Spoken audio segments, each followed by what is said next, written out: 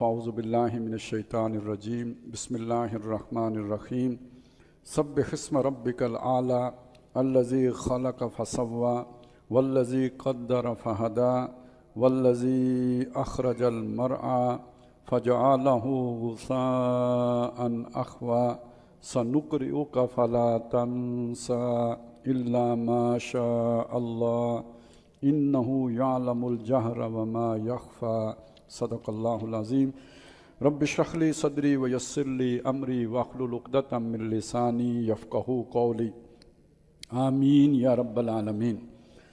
سبح اسم ربک الاعلی، تسبیح کرو اپنے اعلیٰ رب کی نام کی۔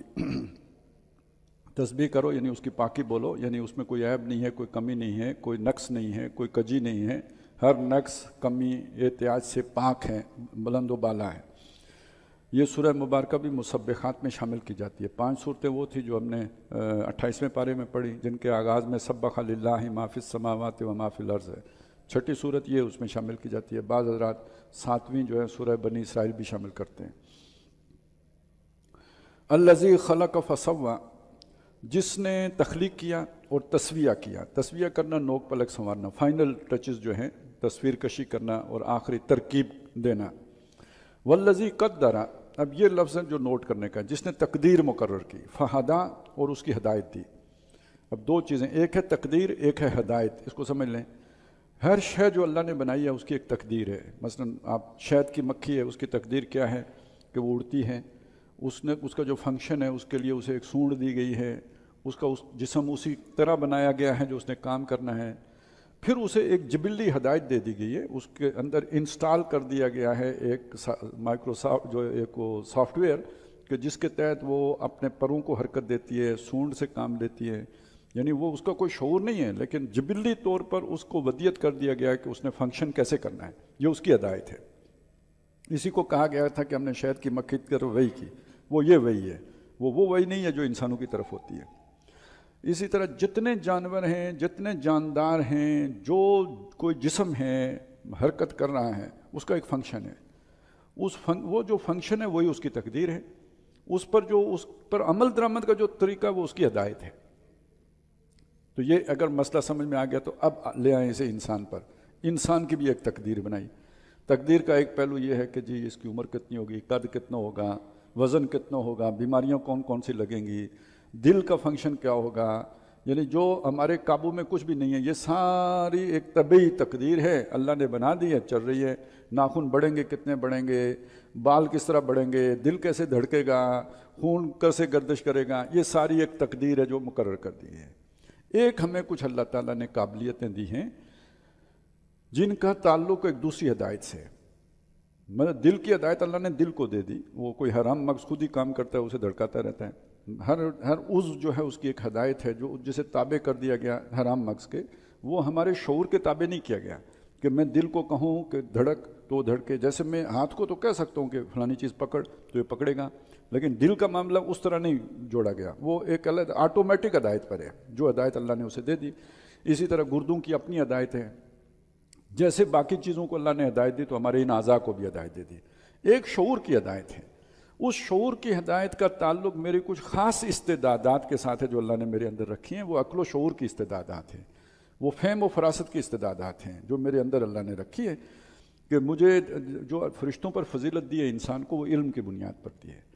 وہ میرے اندر کتنا اللہ نے اس کی صلاحیت رکھی ہے، کیا کمال رکھا ہے، کہاں تک میں پہنچ سکتا ہوں، میری یعنی ہر انسان کی کیا کیپیبلٹی ہے اور کیا اس کا پوٹینشل ہے، وہ ہے اس کی تقدیر۔ اس پوٹینشل تک پہنچنے، یعنی اسے نشو و نما دینے، اس کو سنوارنے، اس کو حاصل کرنے، جسے کہتے ہیں خوابیدہ صلاحیتوں کو جگانا یا خوابیدہ صلاحیتوں کو پالش کرنا، اس کے لیے اللہ نے ایک گائیڈ لائن دی ہے۔ یہ وہ ہدایت ہے جو اللہ وحی کے ذریعے سے دیتا ہے، ہر دور میں مختلف اس لیے دیتا رہا، وہ صلاحیتیں مختلف ادوار میں مختلف طریقوں سے پروان چڑھتی تھی، اس دور کے اعتبار سے جو گائیڈنس ہوتی تھی وہ اللہ دیتا رہا، کبھی تورات دی، کبھی انجیل دی۔ ایک وہ دور ہے جس میں ہم دے رہے ہیں، اس لیے کہ جی رہے ہیں، اس لیے کہ دیکھیں حالات اور ماحول کا اثر ہوتا ہے انسان کے اوپر، تو ان اثرات کو سامنے رکھتے ہوئے آج جو گائیڈ لائن درکار تھی وہ قرآن کی صورت میں دے دی۔ تو یہ ہماری ہدایت یہ ہے۔ تو اب پہلی بات یہ ہو گئی کہ تزکیہ در حقیقت نام ہے اس تقدیر کو حاصل کر لینے کا جس تقدیر پر اللہ تعالیٰ نے انسان کو بنایا ہے. ایک بات یہ. اگلی بات یہ ہے کہ سب کی تقدیر ایک نہیں ہے. جیسے اللہ نے کسی کا قد 6 فٹ رکھا ہے تو کسی کا 5 فٹ اور کسی کا تو بالکل 2.5 فٹ ٹھگنا بنا دیا ہے. یہ مختلف تقدیر ہو گئی. ذہنی صلاحیتوں کے اعتبار سے بھی سب کو ایک جیسا نہیں بنایا. کسی کو جو ہے نا وہ زیادہ شعور عطا کیا ہے, ذہانت دی ہے, کسی کو ذرا جسمانی طور پر زیادہ قوی بنایا ہے, اتنا شعور اور ادراک نہیں دیا ہے. یہ تو سب کو کے تجربے میں آنے والی بات ہے. سب برابر نہیں ہیں صلاحیتوں کے اعتبار سے. اسی طرح سمجھ لیجئے روحانی طاقتیں بھی سب کو اللہ نے برابر نہیں دی. وہ بھی ہیں جو نبی ہیں اور وہ بھی ہیں جو عام انسان ہیں, سب کی وہ روحانی طاقتیں برابر نہیں. یہ دونوں جوڑ کر یعنی روحانی استعدادات اور جو جسمانی استعدادات ہیں ان کو جوڑ کر ایک شاکلہ بنی ہے. وہ جب جسے سرشت کہیں آپ, جسے ایک ہوتی ہے نا جبلت ہے, تو ایک ہے جناب آپ کی فطرت ہے. فطرت روح کی عادتیں ہیں, جبلت جسم کی عادتیں ہیں. دونوں کے مجموعے کا نام سرشت ہے, گوندی ہوئی شے ہے. دونوں کو گوند کے جو شے بنی, اب اس کی مجموعی عادت کیا بنی, تو ہر انسان کی دوسرے انسان سے مختلف ہے. کسی شخص کو اللہ نے بزدل بنایا ہے, وہ دلیر نہیں ہو سکتا. آپ جتنا اس کو کر لیں, صحابہ میں سے بھی ایسے تھے. یعنی آپ دیکھیں اللہ سے بھی محبت ہے, نبی سے بھی محبت ہے, حضرت حسان بن ثابت رضی اللہ تعالیٰ.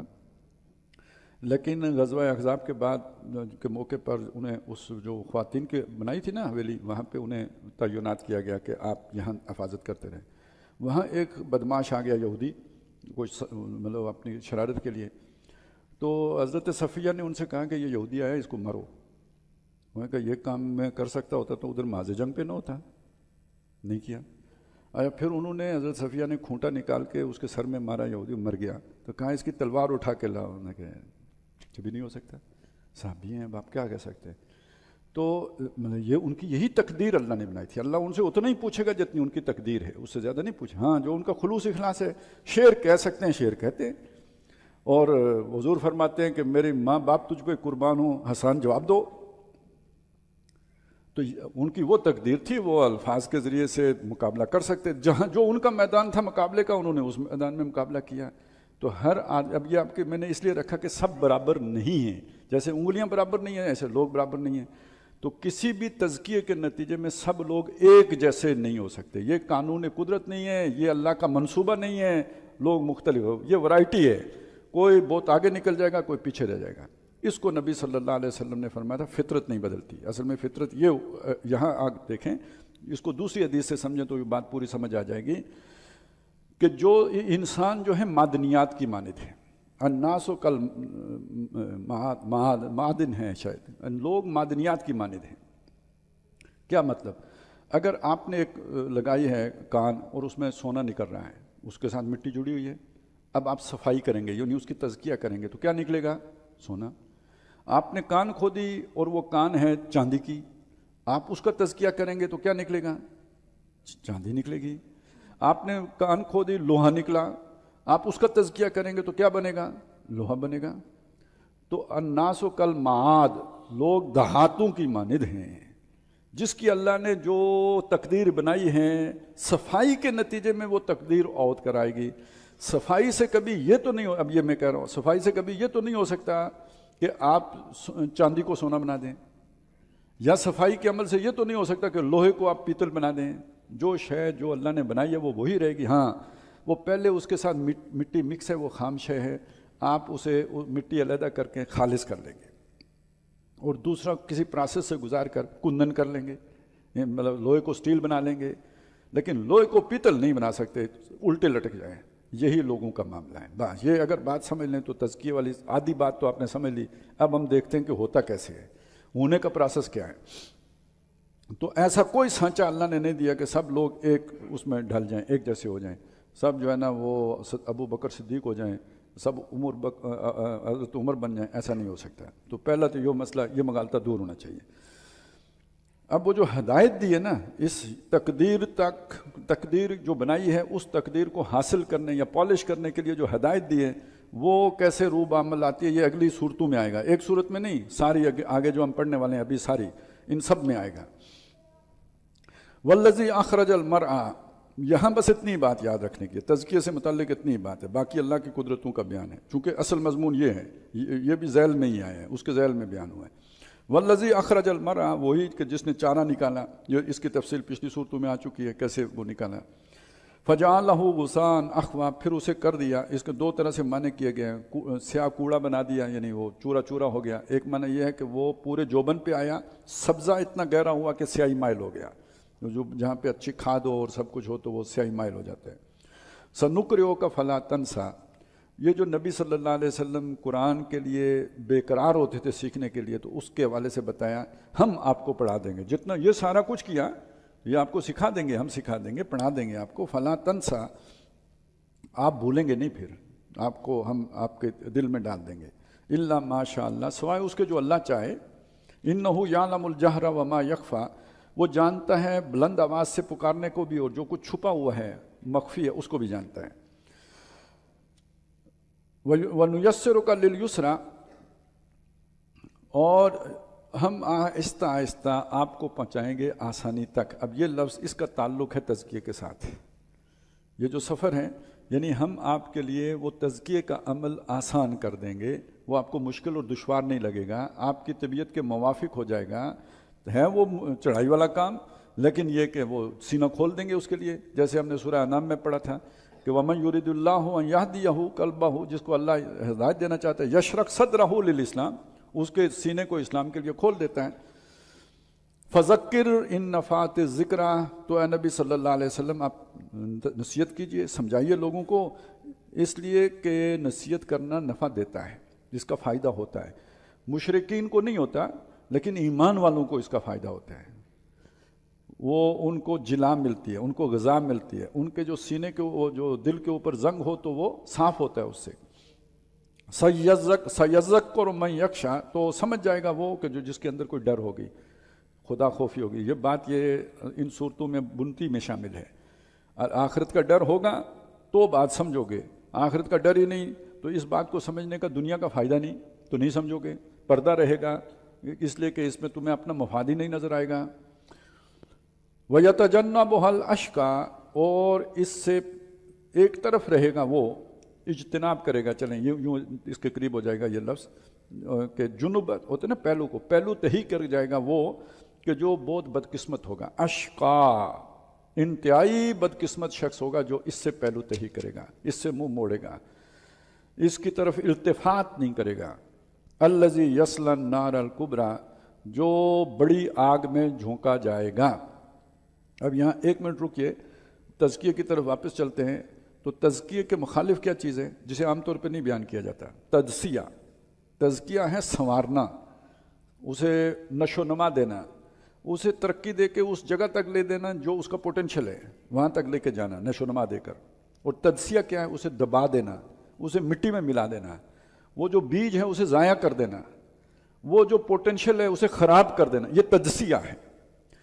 تو جو قرآن کے ساتھ جس نے اٹیچمنٹ نہیں اختیار کی وہ تجزیے کے سفر پہ روانہ ہو گیا، اس نے اپنے ان صلاحیتوں کو مٹی میں ملا دیا۔ اس کو جیسے بیج کو بارش نہ ملے گویا اسے بارش ہی نہیں ملی، اسے بارش نہیں ملی، اب یہ بیکار ہے، نکما ہے، فارغ ہے، اس کی کوئی ضرورت نہیں ہے، تو پھر اسے ڈسپوز آف کرنا ہے، اس کے لیے دوزخ میں ہے، ادھر ڈالیں گے۔ اور ڈسپوز آف سے یہ سمجھ میں آتی ہے شاید ٹھکانے لگانا ہے، ٹھکانے نہیں، ادھر ساری زندگی سڑے گا جلے گا، لا یموت فیہا ولا یبقیٰ، نہ مرے گا نہ جیے گا۔ تو وجہ یہ ادھر جانے کی مس فٹ ہو گیا۔ سروائیول آف دا فٹسٹ کا اصول ہے نا، آگے جانے کے لیے جس نے اپنے آپ کو نشو و نما دے کے ایک مقام تک پہنچا لیا وہ سروائیو کرے گا، اور جو ادھر تک نہیں پہنچ سکا تو وہ بے مقصد ہو گیا، وہ گڑھے میں گرے گا۔ الذی یصلی النار الکبریٰ ثم لا یموت فیہا ولا یحییٰ، پھر نہ وہاں جیے گا نہ وہ مرے گا۔